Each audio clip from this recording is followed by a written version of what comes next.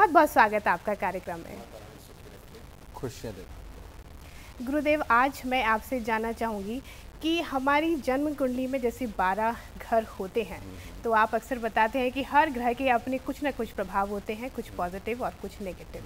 अगर हम तीसरे घर की बात करें तो काफ़ी सारी दिक्कतें और काफ़ी सारी अच्छाइयाँ उसकी भी ज़रूर होती होंगी। तो मैं चाहूँगी कि आप वन बाय वन एक एक करके बताएं। अगर दिक्कतों की बात पहले हम करें तो कौन सी दिक्कतें तीसरे घर से आती हैं अगर वो बाधित है तो?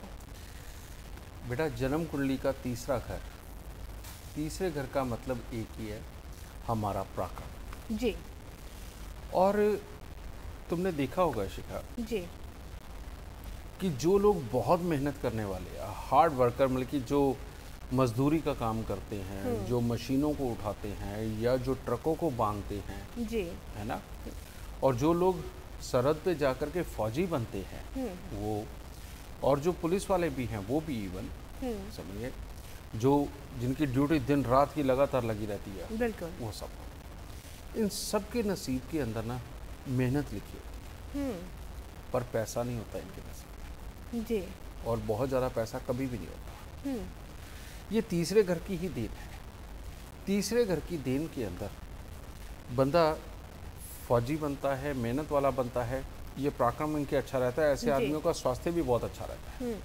ये जब अच्छा हो, मेहनत खूब देता है, आदमी अपने काम के अंदर सक्सेस पाता है, नाम कमाता है, लेकिन एक लिमिटेड पूंजी उसके पास रहती जी है, समझे। एक तो ये लोग, फिर दूसरी तरह के एक और लोग जिनको अच्छा फल इसका तीसरे घर का मिलता है, और वो होते हैं जिन लोगों ने देश विदेश के चक्कर निकालने होते हैं या अपने घर से दूर जा कर के सेट होना होता है। कई बच्चों की बड़ी मानसिक मंशा होती है कि वो विदेश में जाके सेट हो। बिल्कुल। जिसकी जन्म कुंडली के अंदर तीसरा घर पूरा एक्टिव ना हो, बेटा वो विदेश जा ही नहीं सकता, समझ गए ये चीज़, और बाहर जाके बस ही नहीं सकता जी ये चीज़। फिर जिनका काम डॉक्यूमेंटेशन, कागज़ पत्रों का काम है, ये सब कुछ है, वो लोग भी जितने भी लिखत पढ़त के काम करवाते हैं, करते हैं, ज़्यादातर वो सब भी तीसरे घर से ही कंसर्न है। जी लेकिन ये घर अगर ख़राब हो, डॉक्यूमेंट्स में ऑलवेज उसमें खराबियाँ ही निकलती, वो काम उसको पूरा कर ही नहीं पाते। जिसका तीसरा घर खराब हो, उसकी सेहत ही नहीं अलाउ करती कि वो मेहनत का काम कर सके। जी उसका काम ही सिर्फ दूसरों के अंदर गलतियाँ निकालने का भी बन जाता है।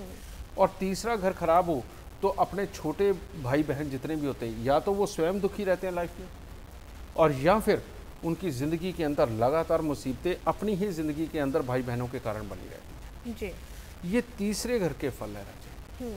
और तीसरा घर बिल्कुल कुछ भी ना हो तो फिर छोटे भाई बहनों का सुख नहीं मिलता, विदेश जाने का सुख नहीं मिलता, बहुत मेहनत करके भी फल नहीं मिलते, समझे, ये भी साथ में योग आते हैं। जी तो तीसरा घर सही मायने में जो हमारे पराक्रम का है, ये बहुत ही इम्पोर्टेंट है।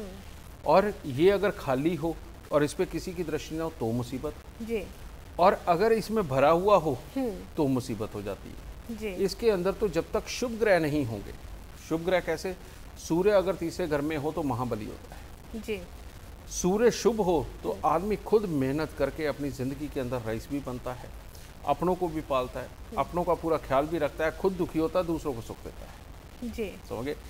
तीसरा घर अगर खराब हो, वहीं सूर्य भी अगर खराब हो जाए तो आदमी गुस्से के कारण अपने घर के सुख को खुद ही जला डालता है। जी इसी तरह से बाकी के ग्रह तो लगभग यहाँ शुभ होते ही नहीं, समझे, कोई भी हम ग्रह ले लें, यह चीज़ है। लेकिन बेटा, इसको बड़ी आसानी से अच्छा किया जा सकता है।